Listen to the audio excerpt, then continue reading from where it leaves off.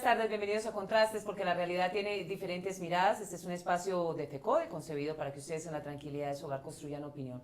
Hoy nuestro tema sí que es un tema de interés, sobre todo para los padres de familia, los adultos y tutores de infantes o adolescentes. Tiene que ver con toda esta onda de la tecnología, de los youtubers, de los blogueros, de toda esta información que hoy está siendo cuestionada. ¿Qué también le están haciendo a nuestros jóvenes? ¿Sirve para generar modelos a seguir? ¿Está generando una sociedad más individualista, menos solidaria? ¿Nos estamos deshumanizando? ¿Los adultos estamos satanizando estas nuevas formas de comunicación sin entender qué hay tras ella? ¿Estamos acompañando a nuestros jóvenes?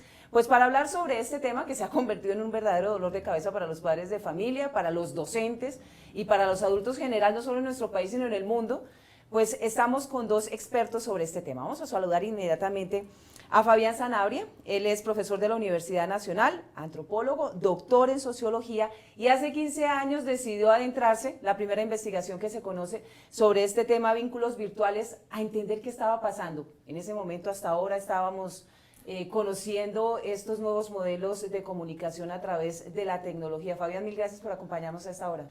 Muchas gracias, Omaira, por la invitación. Muy bien, también saludamos a Ana Bricet Ramírez. Ella es maestra investigadora de la Secretaría de Educación del Distrito, tiene doctorado internacionalista de la Universidad Pedagógica Nacional, también es profesora de la Universidad Distrital y es coautora del libro Cibercultura, Capitalismo y Educación. Mil gracias también por acompañarnos. Gracias, Omaira, por la invitación. Vamos por el principio. ¿Cuál es el tipo de joven que hoy se mueven las tecnologías? Esta generación, Omaira y colega, pues es la generación arroba, es la generación que definitivamente está para lo mejor y para lo peor en internet y en las redes sociales. Es una generación que le da sopa, seco, sobremesa y postre a los adultos en términos de lo que un autor llamó la cultura indisciplinada. Es decir, ya nada ni nadie nos puede a nosotros como profesores decir sancione a este estudiante porque googleó o wikipedió su trabajo. No. Es que Wikipedia es más confiable que la Enciclopedia Universalis, la Espasa o la Enciclopedia Británica, porque para que estas grandes enciclopedias se pongan al día tienen que sacar una nueva edición.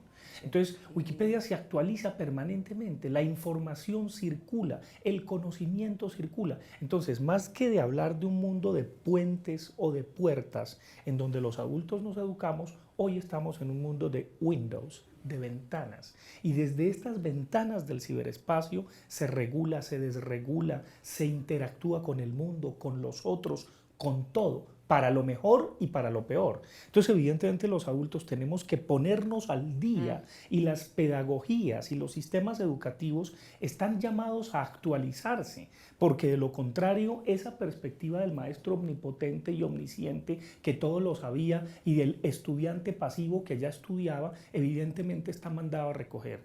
Hoy día, la interacción también se da en la red, también se da en el ciberespacio, repito, para lo mejor y para lo peor. Precisamente esa interacción en el libro que usted publica, en el que es coautora, Cibercultura, Capitalismo y Educación, hablan de la conciencia cortoplacista, de un mundo más individualista, de un escenario subjetivo donde nuestros jóvenes, esta generación está buscando identidad a toda costa, pero a través de esas ventanas, a través de esa globalización, no de mi vecino, de mi hermano, de mi papá, de mi mamá, de mi maestro, no, ese no.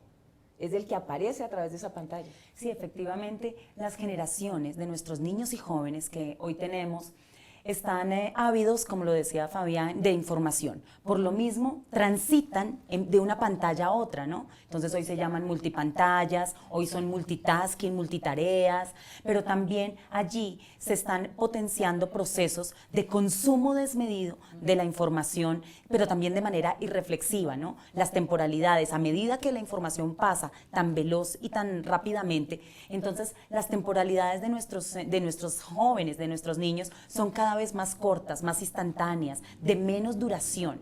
Esto hace que además se generen modelos de representación y modelos identitarios que ya no tienen que ver con esos lazos de filialidad tradicionales que venían como dados por esas grandes instituciones como era la familia, la escuela, la iglesia, la política, ¿cierto? Sino ahora los modelos de representación están dados por la imagen, por la volatilidad de la imagen y por esa rapidez de información. O sea, no es gratuito que nuestros jóvenes a toda hora quieran postear sus imágenes, exponerse a través de la red, ¿no? Que quieran tomarse selfies, parecerse a las celebridades. El caso, por ejemplo, de los youtubers, de los blogueros, están generando modelos de representación que les permite a ellos, a nuestros niños y jóvenes, comunicarse, expresarse. De uno u otro modo se sienten identificados con ellos, bien sea no por la tramitación de valores y de normas como si lo hacía la familia, la escuela, ¿no? La política, la iglesia, sino además porque ahora hay como una mayor laxitud, digámoslo así, a nivel social y cultural. Pero es una cultura esta generación que entiende lo que ve, que entiende lo que lee, que entiende la información que baja, o es una generación que poco o nada le interesan los contenidos que estos medios electrónicos presentan. ¿Qué es lo que está ocurriendo con estos fenómenos? Yo creo que desde mucho tiempo atrás, las instituciones sociales que bien menciona, la iglesia, la escuela, el trabajo, el Estado, se olvidaron de lo cotidiano, se olvidaron de la vida y particularmente los sistemas educativos son responsables y nosotros los maestros de esa ruptura con la imaginación, con la fantasía, con los sueños, con los delirios, con lo onírico colectivo y con lo inútil, porque lo inútil constituye buena parte de las normas del espacio cyber. ¿Qué es lo inútil? Se me manchó la corbata, estoy deprimido, mi novio me dejó, mi novia ahorita no llegó, me caí en un andén, está delicioso este desayuno que me acabo de tomar, o esta cena, o estas onces que... Lo inútil es que no todo tiene que ser productivo, no todo es ahorre, póngase metas y ahorre en tal corporación, no todo es racionalidad, no todo es ese economicismo que la modernidad nos legó. Hay una cantidad de cosas en donde el ser humano, el individuo, construye sus lazos sociales. Entonces, ¿qué es lo que pasa con estos muchachos? Pues estos muchachos se encuentran en el youtuber al joven de su edad que maneja su jerga, ¿no? Y que tiene el parlache y que les habla de lo cotidiano, de los consejos para no deprimirse cuando está muy entusado, de esas cosas que ni la gran literatura, ni los grandes profesores les hablamos a los muchachos. Entonces, evidentemente ahí están. Y entonces lo siguen, pero por centenares, y eso se viraliza y se reproduce. Vamos a ir con nuestra compañera Viviana Bello. A esta hora ella también tiene una serie de invitados y analistas para abordar este tema desde otras ópticas. A esta hora se encuentra con Omar Rincón, crítico de televisión, que también tiene mucho que decir sobre estas nuevas tecnologías, la comunicación, la educación y lo que se esconde tras estos mensajes a través del ciberespacio. Viviana, adelante, buen día.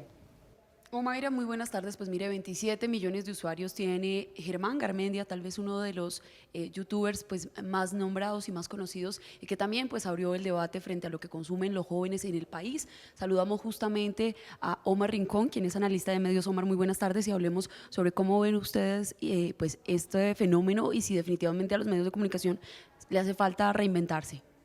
Pues hay que comenzar por entender pues, que Germán es un fenómeno de, como tú dices, 27 millones de seguidores, eso es mucha gente, únicos, y además tiene otro sitio en YouTube que es Germán Juega, Germán Gamer, que tiene 7 millones de personas, entonces es un fenómeno que hay que comenzar a preguntarnos por qué pasa. Básicamente lo que uno entiende es que yo diría como 5 cosas. Uno, representa otro tipo de opinión pública. Mientras a nosotros los jurásicos nos interesa saber de la política, el proceso de paz, una cantidad de literatura clásica, las culturas juveniles y adolescentes tienen todo un universo propio de referencia que son las series de televisión, la ciencia ficción, los videojuegos, los cantantes de moda, los deportistas. O sea, ellos recogen esa opinión pública. Los adolescentes siempre han hablado de la cultura pop. Desde ahí se refieren al mundo y es como una nueva opinión pública que ellos trabajan, y a esa opinión pública le habla Germán. Segundo, manifiesta un tipo de antitelevisión. O sea, el YouTube es totalmente antitelevisivo. La forma de editar, la forma de hablar, la forma de referirse. No tiene control moral, no tiene control de palabra, no tiene control de lenguaje, no tiene control de padres, no tiene control de programación, no tiene control de ningún tipo. Entonces brinca el conservadurismo televisivo como forma de hacer ese tipo de cosas. Tercero, responde a una estética de la ironía y del humor, que es muy propio de los jóvenes. O sea, es la capacidad irónica sobre el mundo jurásico, sobre el mundo adulto, sobre el mundo serio, y lo hacen perfectamente de ahí, de este tipo de energía. O sea, sin humor tampoco hay YouTube. Y cuarto punto, que creo que es importante en el caso de Germán, es que establece un lenguaje de referentes comunes. O sea, cuando él habla de algo, de pronto nosotros los jurásicos no entendemos, pero está hablando de un videojuego y lo entiende la gente. De pronto está hablando de una serie de televisión y la gente lo entiende. De pronto está hablando de un fenómeno musical y la gente lo entiende. O sea, los referentes son comunes, que es lo que nosotros no hacemos cuando hacemos en televisión. Nosotros decimos porque la gente nos interesa en el proceso de paz o en la realidad política del país, porque hablamos en referentes que la gente no entiende y con las cuales no se encuentra. Y por último, porque es el fenómeno que permite conversar. O sea, si yo no veo, Germán, de alguna forma voy a perder un poquito la conversación con los demás. La televisión antes servía para eso. Uno veía una telenovela para conversar entre todos. Uno ve los youtubers para poder conversar con los otros. Muchísimas gracias, pues es Omar Rincón, analista de televisión. Nosotros, Omaira, más adelante regresamos. Viviana, muchas gracias. Volvemos con usted más adelante. Una pausa y regresamos.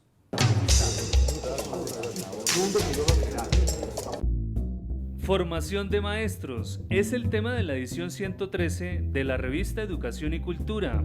El saber pedagógico como referente fundamental en el currículo de las facultades de educación. Análisis del decreto 2450 que reglamenta la acreditación de los programas de licenciatura. Naturaleza y dirección de la formación de los nuevos docentes en Colombia. Suscríbase llamando al 245-3925 en Bogotá o al móvil 315-529-9515. Educación y Cultura, 34 años construyendo el movimiento pedagógico colombiano.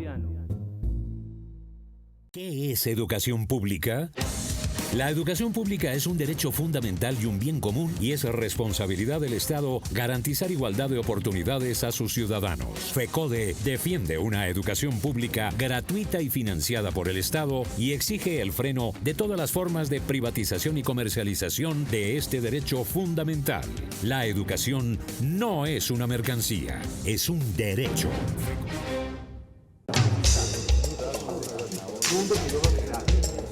Estamos de regreso en Contrastes porque la realidad tiene diferentes miradas. Hoy hablando de una generación que se enfrenta a una nueva forma de comunicación, de acceder a la información globalizada porque tiene acceso a todo. ¿Qué contenidos son los que se presentan a través de estos medios electrónicos a los que nuestros niños desde los 5 o 4 años ya tienen acceso, consumen estos contenidos? Estamos preocupados por qué tipo de contenidos son los que se están presentando. Fabián nos decía ahora, y es un debate bien interesante, y es que pareciera que estamos preocupados porque todo sea formal, todo sea estructurado, todo sea, y lo banal, lo superficial, lo subjetivo, el ocio que termina siendo muy productivo, que le tenemos un pánico increíble, eso es lo que están consumiendo nuestros muchachos. ¿Eso genera un peligro? A ver, yo creo que genera muchos peligros, pero también genera muchas posibilidades. ¿Peligros para quién? Los jóvenes y los niños no se sienten en peligro. Ese peligro está representado es para esas figuras adultas o esas figuras de las grandes instituciones. Para ellos, las redes y el que los jóvenes estén allí. Porque no lo entienden, porque no acceden a ellos. Exacto, y además no entienden la lógica que, como lo decía Fabián hace un momento, sí enreda, teje, ¿no? Y permite dialogar.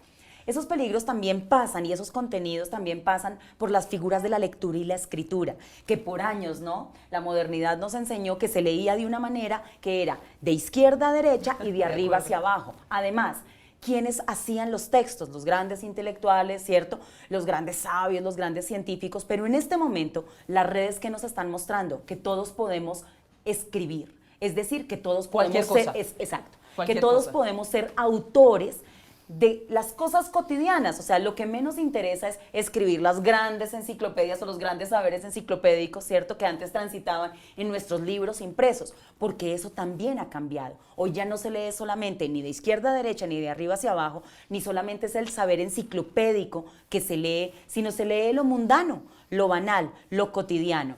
Pero allí también están esas grandes potencialidades para el despliegue de los procesos de creatividad y de producción de vida, de la experiencia de nuestros niños y nuestros jóvenes. Y eso obviamente genera peligro para las grandes figuras de las instituciones parentales, ¿no? ¿Por qué? Porque allí el control ya no se puede dar. O sea, ya no se puede controlar, ya no se puede tapar las realidades, y nuestros jóvenes, y eso inclusive con la explosión de los medios televisivos, generó que nuestras generaciones menores, nuestros niños y nuestros jóvenes empezaran a acceder, inclusive que uno mismo, ¿cierto?, cuando fue infante, empezar a acceder a esos saberes prohibidos, los saberes de la guerra, los saberes de la sexualidad, los saberes de la economía, los saberes cotidianos que nos hacen humanos. Pero ¿hacia dónde va ese pensamiento tan libertario? Yo diría que hay algo que indudablemente estética y éticamente sí nos confronta. No es negativo ni incoherente que los robots se comporten como humanos. Lo patético es que los humanos nos comportemos como robots. Entonces se pierde la justa distancia. Exacto. Entonces en una empresa ya, no, pues es que ya lo vemos ni siquiera con los jóvenes. Ya en vez de, oye, hablarte, estamos de vecinos de cubículo, te mando es un chat. Le mando un chat. WhatsApp, Entonces, WhatsApp. claro, ya estamos whatsappeando, chateando todo el tiempo, etcétera, etcétera. Yo creo que un arqueólogo a generación del futuro, pulgar, ¿no? claro, un arqueólogo a futuro va a encontrar alguna distorsión Sí, en nuestras unas manos. mutaciones. Todo eso va a pasar. No, yo, claro, yo como no soy moralista, porque reconozco con Pasolini que escandalizar es un derecho y ser escandalizado un placer, y el que no reconoce eso es un moralista. Entonces yo no le veo moralina a la cosa. Lo que sí me parece importante es que hay que construir una ética y una estética del ciberespacio, no tanto una moral. Y la ética es muy sencilla. Si tú estás chateando con el novio y el condenado se te demora en responder, es que estás chateando con 5 más. Entonces no seas boba y no le creas tanto a ese personaje, porque ese es un Don Juan del ciberespacio. Y entonces también se han inventado protocolos de comunicación en el lenguaje mismo para que los jóvenes sean conscientes de dónde están metidos y sean conscientes de qué tan atrapados están. Y de esta reflexión yo los invito a que nos vayamos nuevamente con Viviana Bello, porque ella está con un invitado que nos va a permitir observar este tema de las nuevas tecnologías, la comunicación, la información, el acceso irrestricto desde la economía, que ese es un punto bien interesante. Viviana, ¿con quién se encuentra esta hora? Adelante.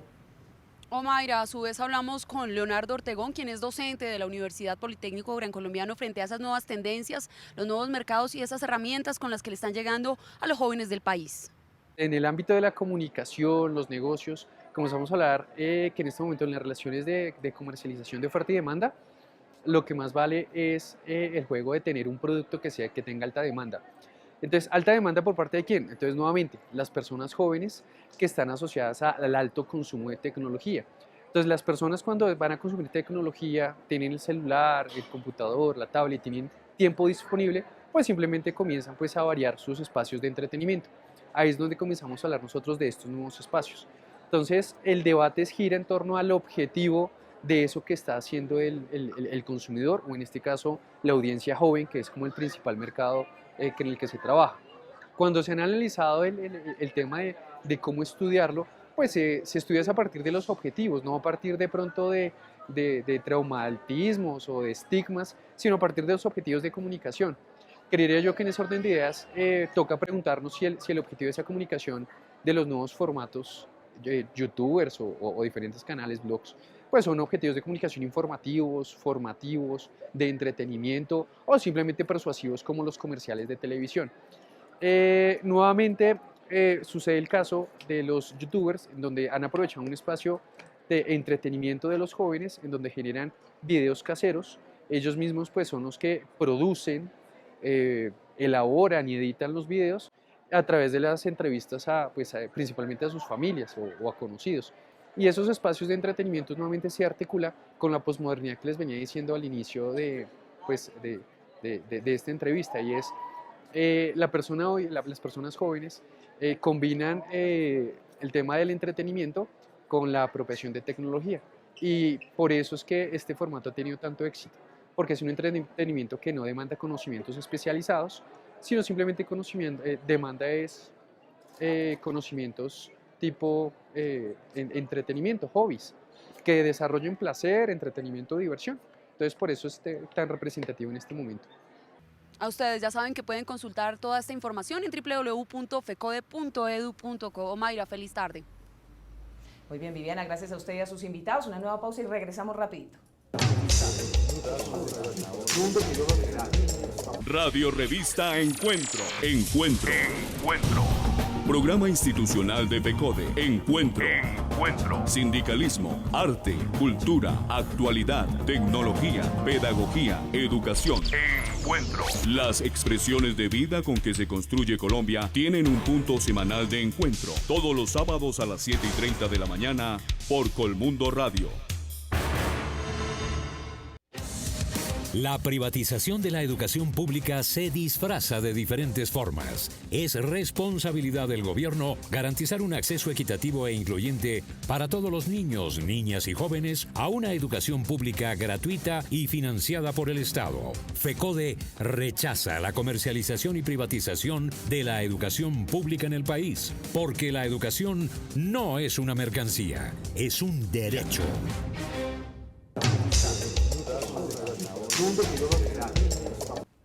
Fabián, ya nos queda el último bloque de este programa que ha sido absolutamente enriquecedor para entender que aquí no hay ni una víctima ni un victimario, no hay ni un responsable ni una persona que se siente agredida ni arrinconada frente al tema de las tecnologías.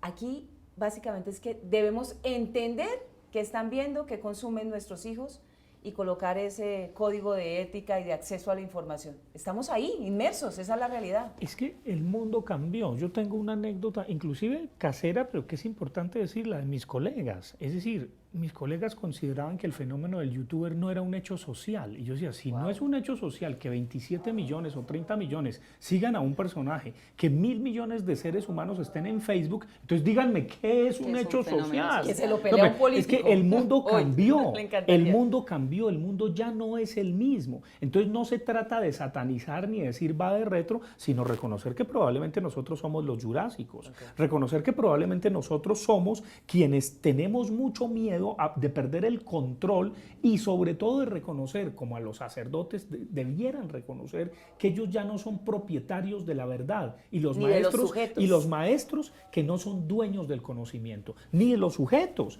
No, hay muchas maneras de acceder a la información, al conocimiento, de crear, de recrear el mundo. La escuela apenas es una de ellas. Entonces, y la familia también, y las instituciones son apenas unas entre muchas. El mundo cambió, la vida está en otra parte. Entonces, evidentemente, eso sí que cuestiona las instituciones sociales. Y las instituciones sociales tienen que aprender y a partir de las tecnologías y el mundo virtual también recomponerse, reconfigurarse, generar otros escenarios pedagógicos en donde ya la tradición, como se enseñaba, ya se saturó, ya no funciona de la misma manera. Y eso no quiere decir que esa tradición y ese bagaje cultural hoy sea obsoleto. Por el contrario, son saberes muy necesarios. Sin embargo, la pregunta es, ¿cómo actualizamos también nuestras formas de ver, de pensarnos, ¿cierto? De ser maestros, de ser educadores, de ser padres y madres de familia también. Porque hoy la pregunta, lo que nos cuestiona es la formación de nuestros niños y jóvenes. ¿Cómo nos volvemos seres más humanos? ¿No? Humberto Maturana dice que nosotros nacemos biológicamente humanos, pero nos humanizamos en la medida en que nos socializamos con el otro y reconocemos al otro como legítimo otro en la diferencia. Entonces la pregunta que hoy nos cuestiona es ello. ¿Cómo hacer de las tecnologías y de las redes digitales, ¿cierto? Y de esa convergencia entre viejas y nuevas tecnologías, cómo hacemos para proveer y ofrecer posibilidades de empoderamiento subjetivo, ¿cierto? Para niños, para jóvenes, para las comunidades en general, ¿no? Y esa pregunta pues ha de cuestionarnos, pero también de incidir en la transformación de nuestras prácticas sociales como sujetos. Es mejor pasar la página de criticar, estigmatizar y juzgar y empezar a comprender, asimilar y meternos en este juego de las nuevas tecnologías. Claro, es que definitivamente hay que ser un poco más propositivo. Yo creo que una de las cosas maravillosas de vivir y de aprender día a día es que el mundo no está acabado, ni porque se vino el apocalipsis, ni porque ya esté todo hecho. Siempre habrá mucho que inventar y que reinventar. Siempre la humanidad tendrá mucho que aprender. Entonces esto hay que verlo como una herramienta, como un medio, como algo genuino que va a posibilitarnos un montón de cosas. También tiene sus peligros, por supuesto, como todo. Si usted te toma un cuchillo, yo no puedo decir que el cuchillo es malo o es bueno, sirve para cortar. Un vaso de agua es bueno o es malo, depende. Para un ahogado es terrible, para un sediento no. Entonces justamente por eso es que no hay que jalarle a la moralina, no. Más allá de eso hay que entender la estética y la ética que esto genera. Y entonces ahí yo creo que lo grandioso es lo cotidiano, lo grandioso es volver a la vida, lo grandioso es entender que no todo es productivo, lo grandioso es entender que a mí de nada me sirve tener mucha información enciclopédica si yo no vivo, si yo no aplico eso a la vida. Entonces yo creo que ahí, inclusive, ojalá que a futuro tengamos profesores youtubers, que tengamos académicos youtubers. No, y ya los hay, por supuesto. Hay de hecho por supuesto. maestros, ¿cierto?, que a través de las redes enseñan cómo hacer más tranquila, por ejemplo, la matemática. A mí me va a tocar volver con un programita que tenía en YouTube que se llamaba El Tramoyero. Ya mucha gente me lo pide. Claro, donde hacía crítica social. No, es que necesitamos a través de esos medios de comunicación estar en contacto con el otro. Eso no es ni bueno ni malo. Justamente hay que abrir, hay que tener una ese panorama apertura de tan espíritu. amplio de posibilidades, de opiniones, donde termina desde el insulto hasta la opinión calificada, ¿construye? Todo eso forma parte de la historia, de la vida, de la realidad social y obviamente hay que proveer de herramientas al cibernauta para que califique y cualifique la información. Además, mira, Eso sí. una cosa es los que están conectados, los que están a toda hora equipados, ¿cierto?, digitalizando su experiencia. Pero también la pregunta que hay que hacernos es, ¿y qué pasa con las comunidades que están cada vez más alejadas por uno u otro motivo de la información, de los equipos? Para muchos de ellos, la escuela casi que se convierte en el único lugar de alfabetización digital, de reconocimiento también de este tipo de dispositivos y de maniobras. Y allí, pues obviamente, así como hay brechas generacionales, también hay brechas por la información, brechas por los equipamientos. Entonces aquí la pregunta que nos ha de plantear toda esta situación y estos fenómenos sociales que trae de la mano la digitalización cultural es cómo nos volvemos mejores seres humanos, personas más solidarias, más incluyentes, más abocadas a leer la diversidad y a comprenderla y a hacerla parte de la vida sin misma. temerle al narcisismo y al erotismo que está ahí, porque hay de todo eso. Es decir, es que ya la selfie no es una cosa nueva, eso está desde la invención de la fotografía, inclusive desde la pintura, cuando los pintores se autorretrataban o se ponían en el cuadro porque no podían firmar, eso era una selfie. Es que todos somos narcisistas, todos, es decir, muchas veces decir, no, eso yo soy bueno y los malos son los otros, aquí es la pureza, aquí es lo sólido y lo líquido es esto, no. Y la pregunta que atraviesa todo esto es cómo nos narramos como sujetos. Antes en la modernidad, ¿cierto?, fue la pintura. Es más, en las épocas prehistóricas, ¿cómo era? Las pinturas en las cavernas son formas de narrarnos y son formas del lenguaje. Hoy las tecnologías nos generan otros modos de percepción, otros modos de sensibilidad, otros modos de lo bello, ¿no? Y la pregunta, pues, siempre que ha de estar ahí es no tanto qué estamos consumiendo, qué estamos viendo, sino para qué lo vemos. ¿Qué nos sirve ello, cierto, en nuestra formación como sujetos? Y aunque para muchos este mundo contemporáneo con sus tecnologías y su virtualidad sea aterrador, es fascinante. Dos consejos para los padres de familia y para esta generación que se mueve en el escenario de la tecnología. Rapiditos que nos vamos, Fabio. No temerle a las ventanas, no temerle a la tecnología, no temerle a las pantallas. No, ya forman parte de nuestra vida, pero también saberlas apagar, saber tomar distancia de ellas, saber abrazarse, saber entrar en contacto, saber decir, bueno, ahora estamos en lo físico, ahora estamos comiendo, no es a la derecha o a la izquierda del plato del celular. No, ese tipo de cosas genera una ética, genera una estética, porque también evidentemente hay gente que vive adicta al bicho al celular. Yo, por ejemplo, soy uno de esos adictos y mi gato me censura, odia que yo esté jugando con él y chateando, no lo soporta, se mete en un rincón y me hace ver que eso no está bien con él. Mayra, eso exige también que necesitamos recuperar los espacios de diálogo, los espacios de la mirada, de la contemplación del otro, los espacios del diálogo donde pongamos, ¿cierto?, como parte de esa cena de familia y como parte de ese escenario de lo cotidiano, lo que nos pasa y lo que nos acontece. Mil gracias por acompañarnos, por permitirnos asimilar este tema de una manera diferente, de romper como ese estigma que se genera a través del lenguaje, a través de las tecnologías. Hay que acceder, hay que entenderlo, hay que comprenderlo. Y todo eso que seduce a nuestros jóvenes, donde no encuentran críticas, ni son juzgados, ni no hay límites, trasladémoslo a la vida cotidiana en nuestros hogares, en la sociedad, en la escuela. Ahí atrapamos a nuestros muchachos y nos podemos comunicar de manera diferente. Mil gracias por acompañarnos. Gracias, Omaira. Nos reencontramos el próximo domingo en Contrastes, porque como vieron, la realidad tiene diferentes miradas. Feliz resto de día. Salud.